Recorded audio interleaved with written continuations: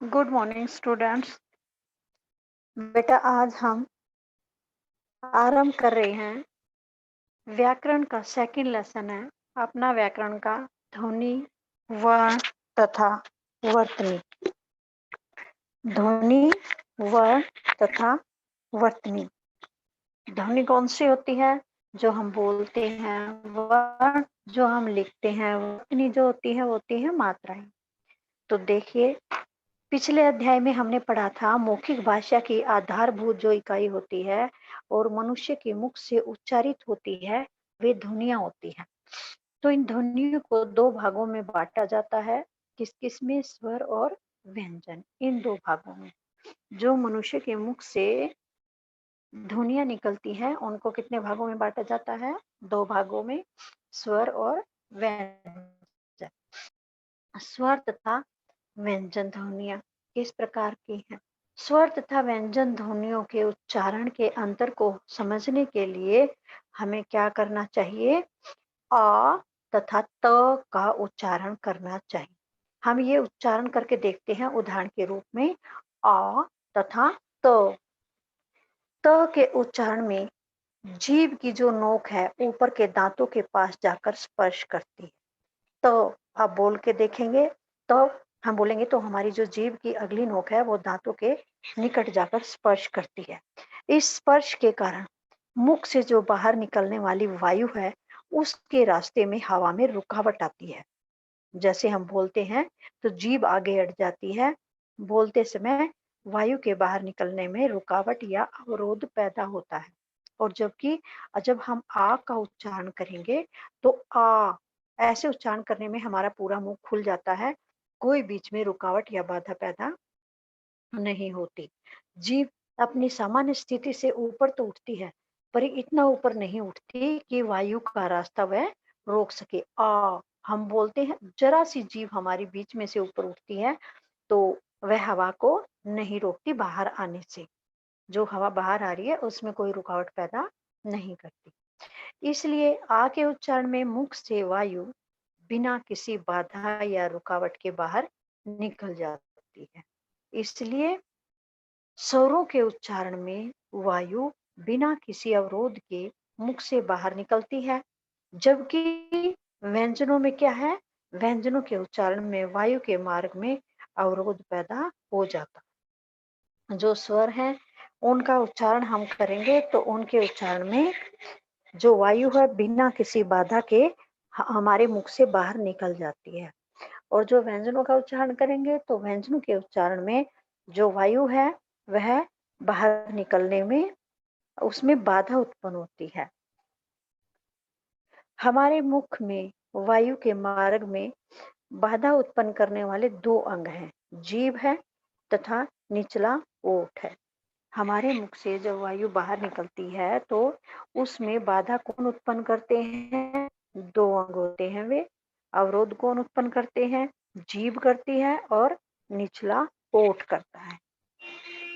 आप बॉक्स के अंदर परिभाषा देखिए। जिन ध्वनियों के उच्चारण में जो ऊपर आया है ना, ये अभी मैंने समझाया, उसी को यहाँ परिभाषा के रूप में दिया गया है। जिन ध्वनियों के उच्चारण में मुख से बाहर निकलने वाली वायु के मार्ग में रुकावट या अवरोध उत्पन्न किया जाता है, व्यंजन ध्वनियां कहलाती हैं। अभी बताया था ना, जिन ध्वनियों के उच्चारण में मुख से जब वायु बाहर निकलती है तो उसमें बाधा उत्पन्न होती है तो व्यंजन ध्वनियां कहलाती हैं। और जिन ध्वनियों के उच्चारण में वायु के मार्ग में कोई भी अवरोध, बाधा, रुकावट पैदा नहीं होती, वे स्वर ध्वनियां कहलाती हैं। अ, आ, ई, उ, ऊ आदि क्या है? ये स्वर ध्वनियों के उदाहरण हैं। और क, ख, च, ट, त, प, ल, य आदि ये सभी क्या हैं? व्यंजन ध्वनियों के उदाहरण हैं। तो वर्ण तथा वर्णमाला देखिए। अब वर्ण किसे कहते हैं? उच्चरित ध्वनियों के लिए बनाए गए लिखित चिन्ह वर्ण कहलाते हैं।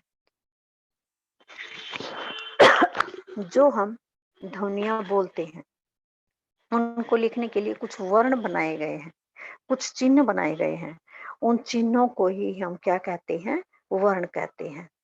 और इसलिए क्या होता है, प्रत्येक लिपि में 2 तरह के वर्ण होते हैं। चाहे कोई भी लिपि हो, उसमें 2 तरह के वर्ण होते हैं। कौन-कौन से वर्ण होते हैं? स्वर वर्ण तथा व्यंजन वर्ण।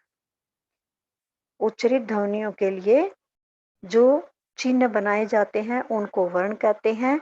और प्रत्येक लिपि में कितने प्रकार के वर्ण पाए जाते हैं? 2 प्रकार के वर्ण पाए जाते हैं। कौन-कौन से वर्ण? स्वर वर्ण तथा व्यंजन वर्ण। अब हिंदी में वर्णमाला देखिए, वर्ण, स्वर वर्ण और व्यंजन वर्ण होते हैं ना प्रत्येक लिपि में। तो अब वर्ण देखिए, स्वर वर्ण और व्यंजन वर्ण, ये हिंदी की वर्णमाला बोली जाती है। मूल स्वर कौन-कौन से होते हैं? अ, आ, ई, उ, ऊ, री, ए, आई, ओ, औ। ये क्या होते हैं? मूल स्वर। और अ आगत स्वर होता है। जैसे हम बोलते हैं ना डॉक्टर, तो उसमें अ की साउंड आती है, तो उसी प्रकार से है ये आगत स्वर अ। फिर है अनुनासिक स्वर। अनुनासिक स्वर कौन से होते हैं? ए, आ, ई, जिसमें नाक और मुंह दोनों से आवाज आए, ठीक है, वे अनुनासिक होते हैं। ए, आ, ई, उ, ऊ, ए, ऐ, ओ, औ।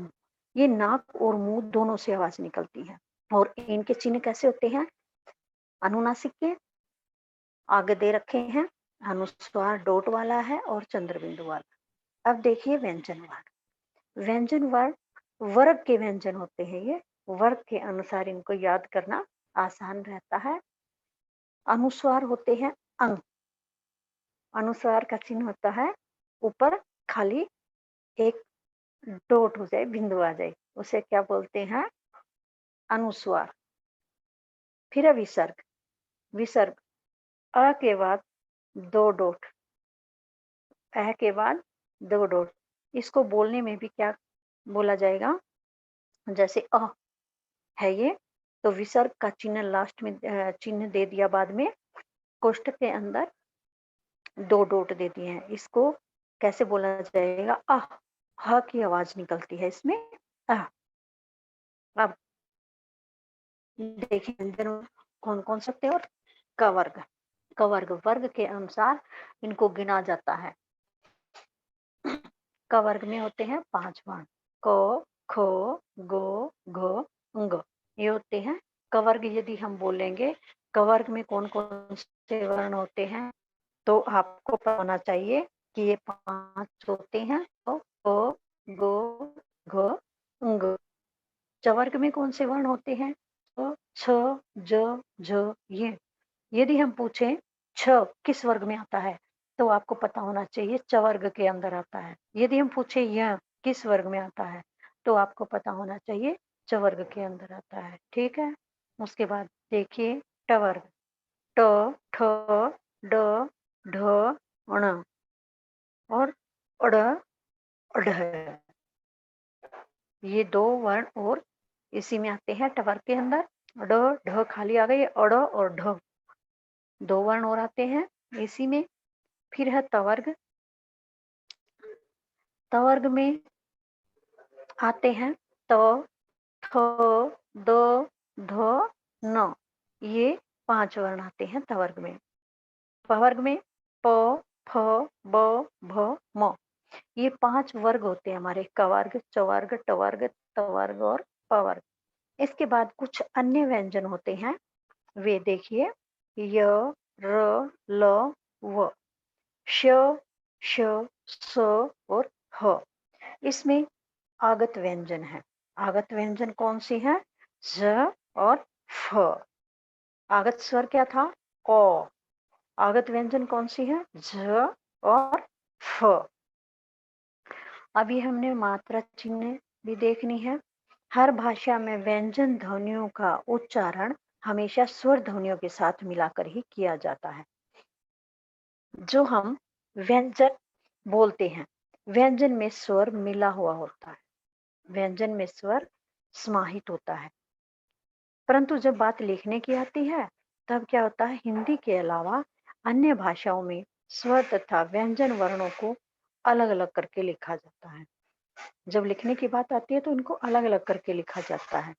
जैसे देखिए, उदाहरण के अनुसार अंग्रेजी में पुट शब्द है, इसके उच्चारण में देखिए पु का उच्चारण कैसे होगा, प व्यंजन है और इसमें ऊ स्वर मिला हुआ है।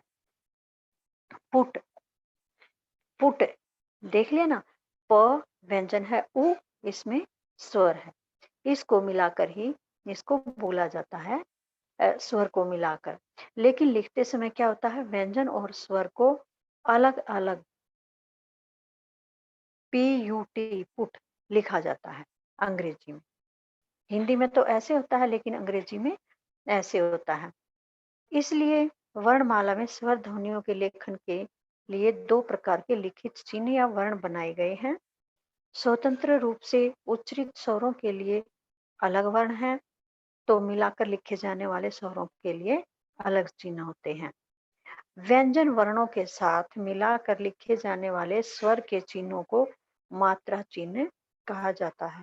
जो हम व्यंजन लिखते हैं उसके साथ स्वर वर्ण जो मिला होता है तो उसको हम क्या कहते हैं, मात्रा चिन्ह। अब देखिए, स्वर वर्ण कौन से होते हैं और मात्रा चिन्ह कौन से होते हैं। देखिए नीचे, अ, आ, इ, ऊ, ऊ, री, ए, ऐ, ओ, औ। ये है स्वतंत्र स्वर वर्ण। क्या है ये स्वतंत्र स्वर वर्ण। और फिर है मात्रा वर्ण। अ कोई मात्रा नहीं होती है तो ऐसे कैसे वर्ण रहता है। आ की मात्रा नीचे देखिए कैसे होता है, एक डंडा होता है। ई की मात्रा, ये छोटी की मात्रा जो आप लगाते हो वह ई, वह है। और ई की मात्रा ये दूसरी तरफ से घूमी हुई है। ऊ, ऊ की मात्रा, छोटे ऊ की मात्रा। ऊ, बड़े ऊ की मात्रा। री, ये री की मात्रा जो नीचे वर्ड के नीचे हम लगाते हैं। ए, एक डंडा ऊपर आएगा, एक मात्रा ऊपर आएगी। आई इसको बोलते हैं तो इसमें दो मात्रा आएंगी। ओ बोलते हैं तो नीचे डंडा और एक मात्रा। औ बोलेंगे नीचे डंडा और दो मात्रा। ये इन मात्राओं की पहचान है। हमारी वर्णमाला में प्रत्येक व्यंजन वर्ण में अस्वर मिला हुआ होता है, तो इसलिए अस्वर के लिए अलग से मात्रा चिन्ह नहीं बनाया गया है। जैसे अ के नीचे खाली जगह थी, इसमें कोई अलग से स्वर नहीं होता। जैसे क वर्ण है, क, अब क के अंदर अ समाया हुआ है लेकिन अलग से दिखाई नहीं देता। अब क हलंत प्लस अ करेंगे हम तो इसको क को बाहर निकाल पाएंगे। क हलंत कर दिया तो अ बाहर आ गया, और हलंत हटा दिया तो ये क जो दिखाई दे रहा है इसके अंदर अ मिला हुआ है। अ कब निकलेगा इससे बाहर, जब क हलंत हो जाए। ऐसे ही प में हलंत है तो ये व्यंजन हो गया, और यदि इसके अंदर अ मिल गया तो इसमें स्वर भी समाहित है। प के अंदर अ मिला हुआ है। अब कुछ प्रमुख ध्वनियां हैं और उनके वर्ण हैं। कैसे हैं वो। री स्वर एवं उसका वर्ण। री स्वर जो होता है, संस्कृत में एक स्वर होता था। री संस्कृत में एक स्वर था। इसका उच्चारण भी अन्य स्वरों की तरह ही किया जाता था। हिंदी में आकर इसका उच्चारण बदल गया। री की जगह ये र और छोटी की मात्रा आ गई र के ऊपर। री ऋषि से हट करके कैसे बन गया हिंदी में आकर के ये र के ऊपर छोटी की मात्रा। र व्यंजन है और ई स्वर है, इसके रूप में होने लगा। जैसे हिंदी में देखिए, रिक्शा तथा ऋतु शब्दों की पहली ध्वनि के उच्चारण में कोई अंतर नहीं रह गया। जैसे रिक्शा बोला हमने, इसमें हिंदी में र में छोटी की मात्रा आ गई, रिक्शा बोला गया। और आगे ऋतु, उसमें री ऋषि वाला आ गया। बोलने में सेम है, कोई अंतर नहीं। परंतु री स्वर से आरंभ होने वाले संस्कृत के जो शब्द हैं वे हिंदी में आ गए हैं, जो री स्वर से आरंभ होते हैं संस्कृत के शब्द हिंदी में आ गए हैं। उनका लेखन आज भी संस्कृत की तरह ही री के स्वर से शुरू किया जाता है। जैसे ऋषि है, ऋचा है, री ऋषि वाला ही आ गया ना इसमें, री ऋचा में भी। और कृपा, इसमें नीचे री, दृग, दृष्टि, ये संस्कृत वाले ही शब्द इसमें लिखे जाते हैं। कृपा को हम और तरह से नहीं लिख सकते, और न ही दृग और दृष्टि को हम इसी प्रकार लिखेंगे जैसे इनको ये संस्कृत में लिखा जाता है। अनुनासिक या नासिक स्वर, हिंदी में संस्कृत से आए सभी स्वर मौखिक या निरअनुनासिक थे।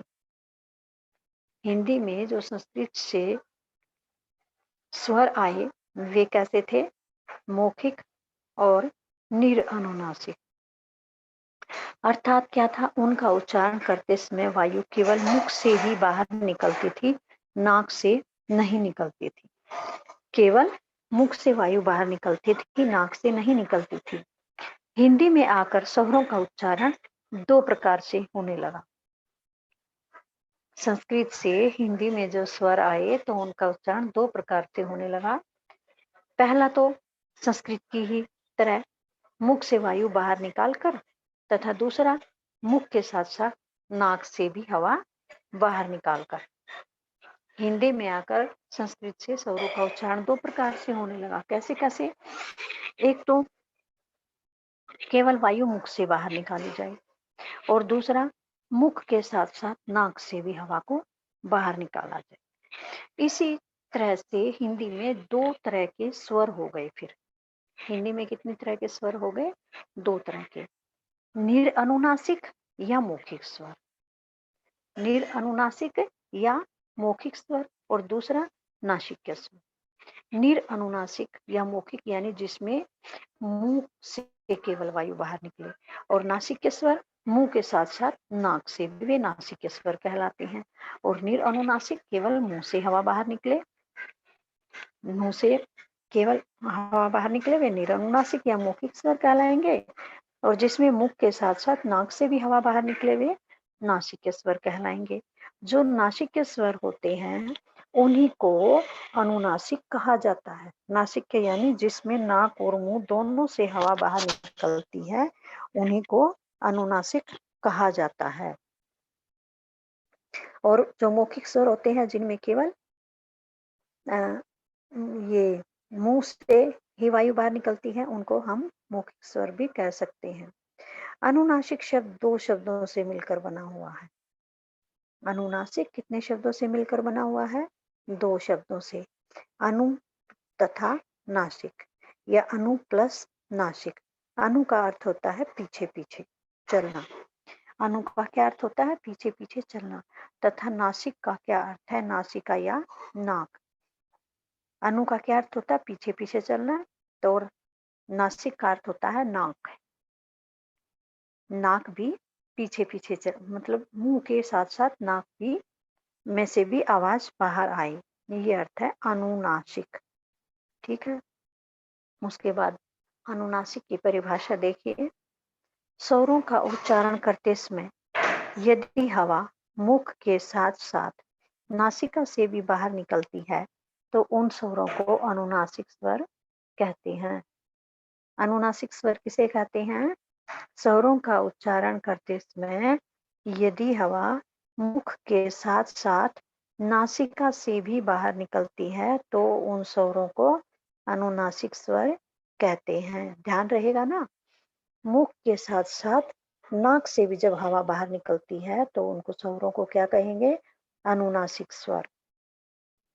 अनुनासिक स्वरों के लिए दो लिखित चिन्ह बनाए गए हैं। कितने चिन्ह बनाए गए हैं? दो।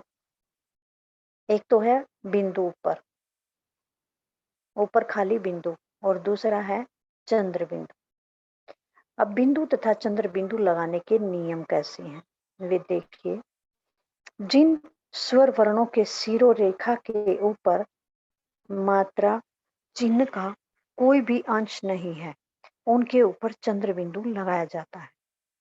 जिन स्वर वर्णों की शिरोरेखा के ऊपर मात्रा चिन्ह का कोई भी अंश नहीं है, यानी कोई भी ऊपर मात्रा नहीं है, तो उनके ऊपर क्या लगाया जाता है? चंद्र बिंदु। जैसे आँख, आंचल, आंधी, गांव, कुआं, मूंग। अब इनमें ऊपर कोई भी मात्रा नहीं है, शिरोरेखा के ऊपर कोई भी मात्रा का चिन्ह नहीं है, इसलिए यहाँ पर कौन सा चिन्ह लगा? चंद्र बिंदु।